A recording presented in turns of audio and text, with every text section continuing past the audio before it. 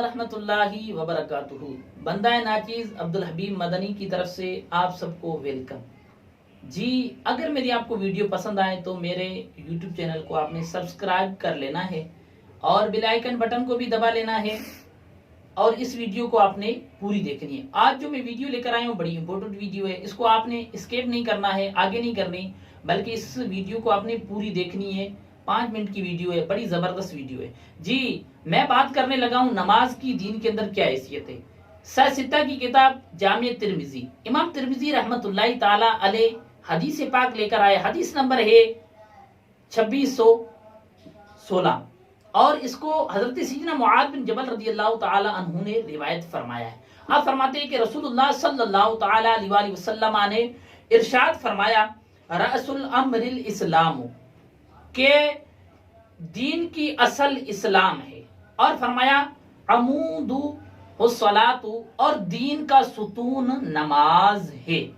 تو پیارے دوستو، ہم سب کو اس ستون کو برقرار رکھنا ہے، نمازوں کی پابندی کرنی ہے ہم نے۔ اور اب اس نماز کی طرف، مسجد کی طرف بندہ نماز کے لیے مسجد کی طرف بڑھ رہا ہو تو اس کو کس طریقے سے جانا چاہیے، ان کی کیا فضیلت ہے، یہ میں بیان کرنے لگا ہوں۔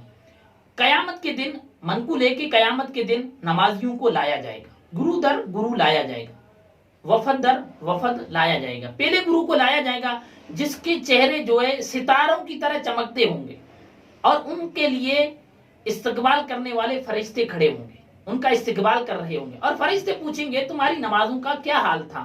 تو وہ کہیں گے کہ ہم آذان سنتے ہی وضو کے لیے اٹھ کھڑے ہوتے تھے، ہم وضو کرتے تھے، اور دنیا کی کوئی طاقت ہمیں اس سے روک نہیں سکتی تھی۔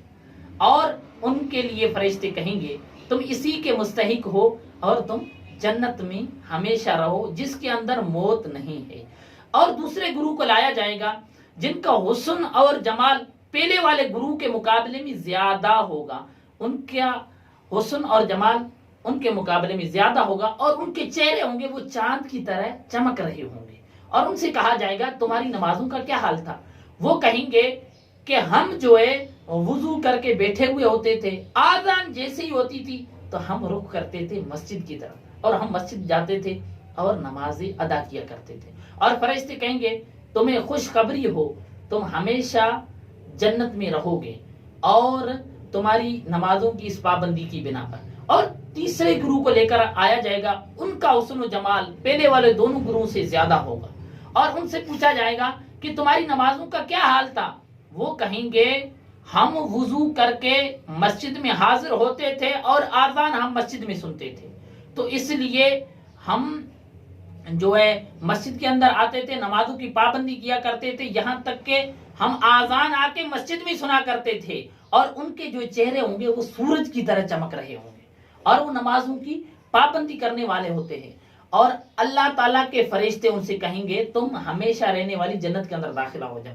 تو پیارے دوستو، ہم سب نے کیا کرنا ہے؟ نمازوں کی پابندی کرنی ہے، آذان سے پہلے وضو کر کے بیٹھ جانا ہے۔ یا تو ہم یہ کوشش کریں کہ ہم آذان سنتے ہی وضو کریں، دنیا کی کوئی طاقت ہمیں روکے نہیں، یا تو ہم ایسا کریں کہ وضو کر کے بیٹھ جائیں، یا تو ہم ایسا کریں کہ ہم پہلے ہی مسجد کے اندر آئیں۔ سب سے اچھا تو یہ کہ ہم آ جائیں مسجد کے اندر، وضو کریں اور بیٹھ جائیں، اتنے میں آذان ہو، اور یہ سب سے اچھا عمل ہے۔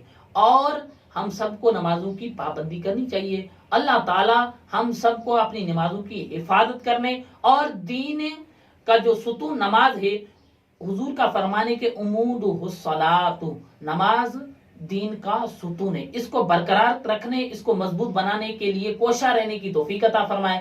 آمین بجائے طہ و یاسین و صلی اللہ تعالی علیہ وآلہ وسلم۔